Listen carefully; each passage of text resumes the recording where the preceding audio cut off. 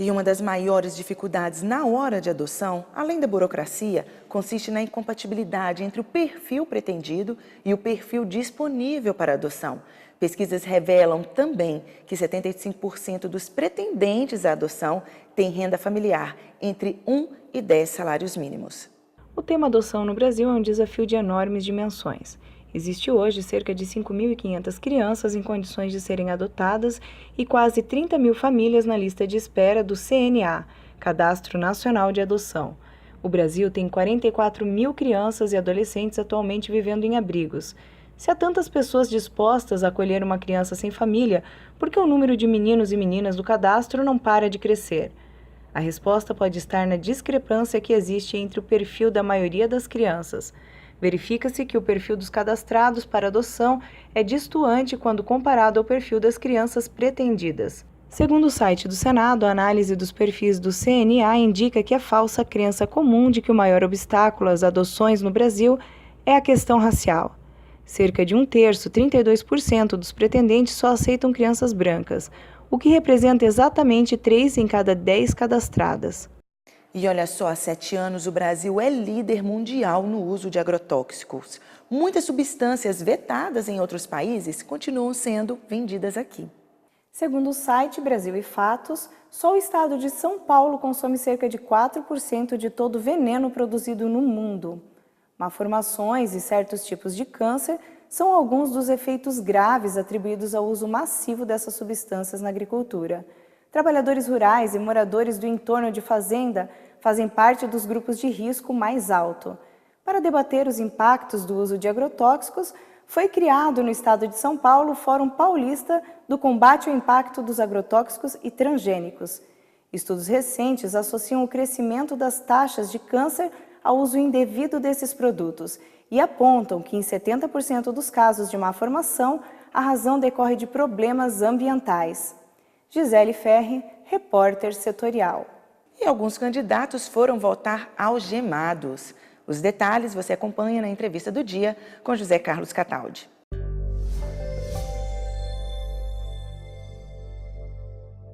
Eleição é a base de tudo, você já sabe. Mas como é que fica esse resultado final? Será que tudo já assentou a poeira ou ainda tem coisas que podem acontecer? Nós vamos avaliar hoje aqui com o jornalista, radialista Carlos Marcondes. Ele esteve aqui no dia que nós fizemos aquele ao vivo sobre as eleições e deixou recados muito interessantes para nós. Hoje nós vamos avaliar com ele se já está tudo resolvido. Tudo bem, Carlos Marcondes? Olá, Cataldi. Prazer estar aqui com você novamente. Temos aí, aqui mesmo, próximo a nós, em Taubaté, uma eleição que deixou aí uma confusão no ar, né? Porque vai ter segundo turno, certamente, se houver a continuidade do processo, ainda que com o Ortiz, né? Se ele conseguir vencer um tal de um recurso que muita gente dá como impossível, mas em justiça eu acho que tudo pode acontecer. Até o impossível é possível. É verdade. Pois é, uma satisfação estar aqui na TV Setorial novamente com vocês. Sempre que convidado, aceito com o maior prazer, embora eu tenha prometido a mim mesmo que televisão era a página virada. 8 anos de Band, 2 anos de Setorial no passado, 1 ano de SBT, mas é impossível não aceitar um convite dessa natureza. Então eu me sinto em casa aqui. E nós ficamos muito satisfeitos. Com muito prazer estou aqui. Cataldi, telespectadores, eu tenho uma visão diferente, um pouco diferente nesse contexto. Por quê? Primeiro que eu acho que nós tivemos uma grande vitória no dia 2. Vitória do povo brasileiro. Porque puseram forças armadas, fizeram 400 e tantas cidades com exército, achando que seria uma bagunça, né, de tanta coisa que aconteceu. E ao contrário, né, a população deu uma demonstração de que tem sim responsabilidade, agiu com civismo. O povo brasileiro até, a meu ver, é morno demais, né, porque depois de tudo que a gente assiste a esses escândalos todos, o que você vê são alguns baderneiros, né, querendo quebrar, etc. e tal, mas a grande massa, a população mesmo, só nos dá bons exemplos. E eu tenho a impressão até que esses baderneiros são sustentados a pão com mortadela, sabe? Porque se não tiver pão com mortadela, não tem baderna. Pior, né? A gente está vendo aí as notícias, veja, o Lago Paranoá de Brasília, com 45 mil pescadores recebendo o auxílio defeso, né, que o governo do PT criou, e no Brasil, se não me falha a memória, 250 mil. Né? Quer dizer, essas coisas todas acontecendo, eu acho que a população soube reagir com muita paciência. E felizmente a ministra Carmen Lúcia bateu o martelo com firmeza e vai manter aí que condenados em segundo grau vão parar na cadeia, porque eles estavam querendo melar a Lava Jato através desse artifício. Exatamente.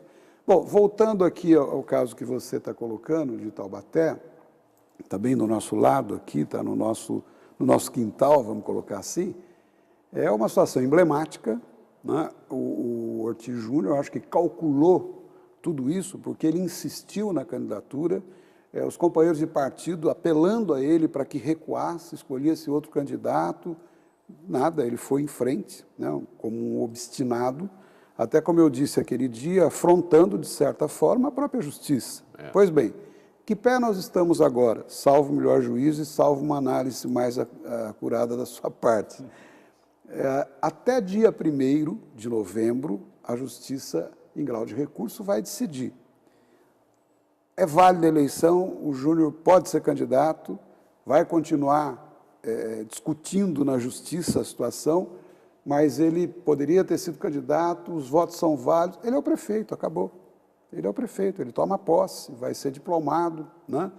Por outro lado, decidindo contra ele, no caso, contra o interesse dele, ele deferiu todos os recursos, etc. Bom, ele não pode ser candidato, ele não poderia ter sido candidato, os votos vão ser anulados. O que acontece? Muita gente está achando que vai haver um segundo turno entre a Poliana e o Saldi, os dois mais votados. Negativo. Vai para a nova eleição, que tem que acontecer ainda este ano. Essa nova eleição, sim, pode daí surgir um segundo turno. E tem um detalhe também, né? Taubaté, se acontecer toda essa ebulição, vai ser governada pelo presidente da Câmara até esse imbróglio se resolver. Exatamente. Presidente que ainda não foi sequer eleito, né? Exatamente, porque os vereadores eleitos ainda não diplomados e, inclusive, não se tem a escolha da mesa, então não se sabe quem será o presidente, né? Então, quem será é o grande ponto de interrogação. É uma situação, eu tenho conversado com taubatianos, aliás, frequento por trabalho Taubaté permanentemente. Ontem mesmo, nós estávamos conversando lá, a população fica numa posição muito acuada com relação a isso, né?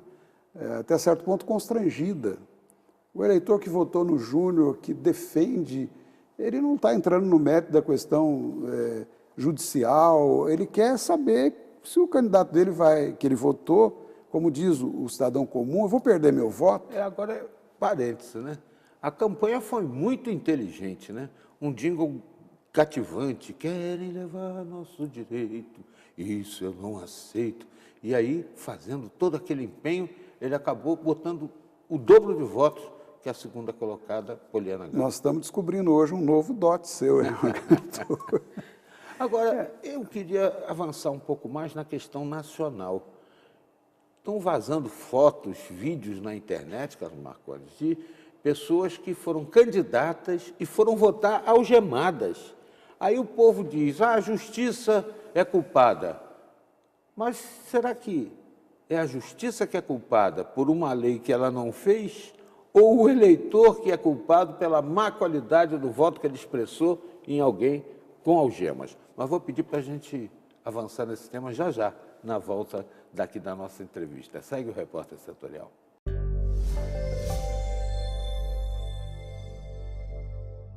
E o turismo é responsável por girar a economia em muitas partes do mundo, inclusive do Brasil. Por aqui, o segmento tem um bom desdobramento e, em 2015, de acordo com a ABF, Associação Brasileira de Franchising, o faturamento das franquias de turismo e hotelaria alcançaram a marca de mais de 10 bilhões, crescimento de 9% na comparação com o ano anterior. O conceito de turismo pauta-se no deslocamento de pessoas entre diferentes lugares em um período definido, não ultrapassando a margem de um ano. Apesar do turismo e negócios ser uma das principais fomentadoras de viagens, esta finalidade não é caracterizada como turismo em si. Fato é que, a prática, além de proporcionar alternativas de lazer para muitas pessoas, movimenta a economia e gera uma grande quantidade de empregos. As características e tendências do mercado a serem exploradas são muitas e vão além das promoções e planos de fidelidade. Temos o turismo executivo, turismo rural, ecoturismo e aventura, turismo da terceira idade e turismo de intercâmbio. Mesmo com a recente crise econômica, o aumento do dólar e a elevação média no preço das passagens aéreas, o setor de turismo registrou o maior crescimento do mercado, ficando apenas atrás da indústria de acessórios e calçados com 12%, serviços e outros varejos com 10,2%. O bom faturamento das agências de turismo se torna, inclusive, um fator importante para empreendedores que se encontram em dúvida sobre qual setor oferece um vantajoso retorno de investimento. O repórter setorial faz um rápido intervalo e, na sequência, você vai ver.